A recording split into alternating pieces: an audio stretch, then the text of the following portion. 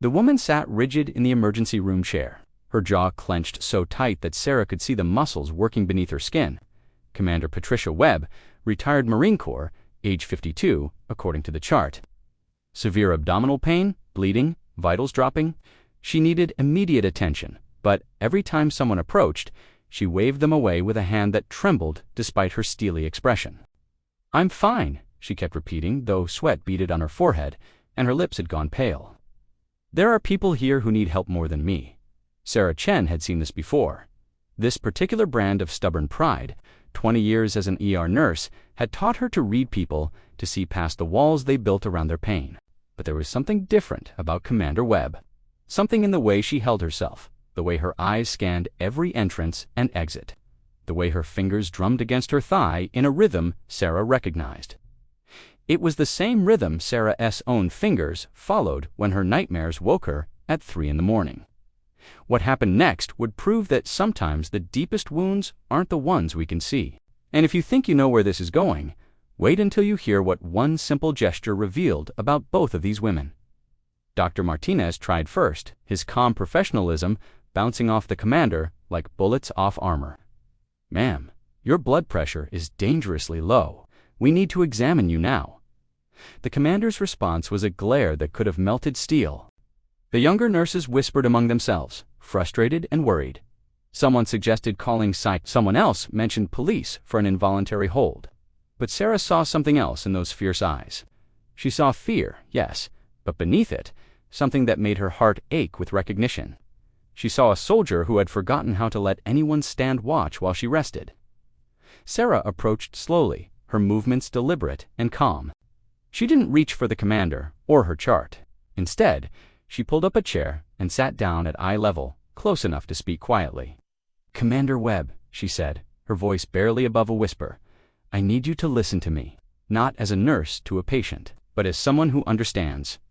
The commander's eyes flickered with something, suspicion or maybe curiosity. "You don't understand anything about me," she said, but her voice cracked on the last word. Sarah took a breath, then slowly rolled up her left sleeve. On her forearm, faded but unmistakable, was a tattoo. The eagle, globe, and anchor of the United States Marine Corps, with a small medical cross beneath it. Below it, numbers 2/7 Camp Pendleton. "2nd Battalion, 7th Marines," Sarah said quietly. "I was a combat medic. 2 tours in Fallujah, 1 in Helmand Province. I know what it means to be the one who saves everyone else. I know what it feels like to think you don't deserve saving yourself. Now, here's where everything changes. If you're watching this, think about a time when you refused help because you thought you had to be strong for everyone else. When did someone finally break through your walls? Drop your answer in the comments, because what happened next in that ER will remind you why we all need someone who truly understands our battles." The commander's face crumbled. Just for a second, the armor fell away, and Sarah saw the frightened woman beneath the rank and medals. "I can't," Commander Webb whispered. "If I let go, if I stop being strong, I don't know who I am anymore. After I came home, being strong was all I had left." Her hand moved unconsciously to her abdomen, where Sarah suspected something far worse than a stomachache was bleeding. "My unit is spread across the country now. Half of them struggle every day. How can I ask for help when they're all fighting their own wars?" Sarah reached out, not as a nurse, but as a sister in arms. "Commander, you taught your Marines that a unit is only as strong as its weakest member, right?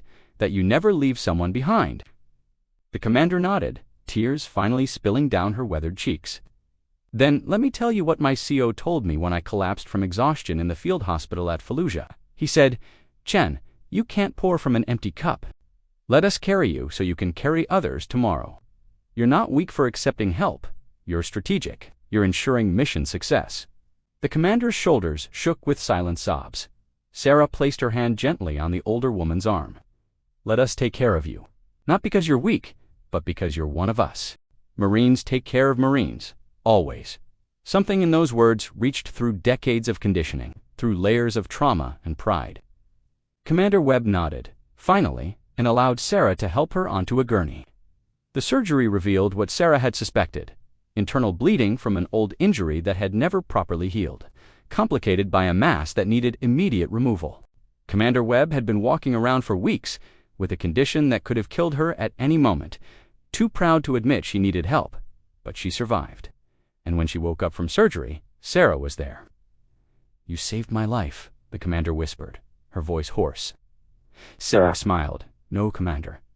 You saved your own life when you finally had the courage to let someone help you. That's the bravest thing a warrior can do." Over the following weeks, Sarah visited regularly. They talked about the wars they'd fought overseas, and the harder wars they fought at home.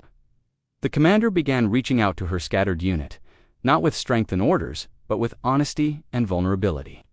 One by one, those Marines started seeking the help they needed to. 6 months later, Commander Webb returned to the hospital, not as a patient, but as a volunteer. She worked with Sarah to create a support group for veterans, a place where the strongest among them could finally admit they needed help. They called it No One Left Behind, because sometimes the most powerful weapon we have isn't strength. It's the courage to show someone our scars and trust them to help us heal. This story is for everyone who thinks they have to be strong all the time, for everyone who's ever refused help because they thought they didn't deserve it. The truth is, asking for help isn't weakness. It's wisdom. It's the moment when healing begins. If this story moved you, share it with someone who needs to hear it today. And if you've ever been saved by someone who understood your battle, tell us about it in the comments. Your story might be exactly what someone else needs to hear to finally reach out for help. Because we all carry invisible wounds, but we don't have to carry them alone.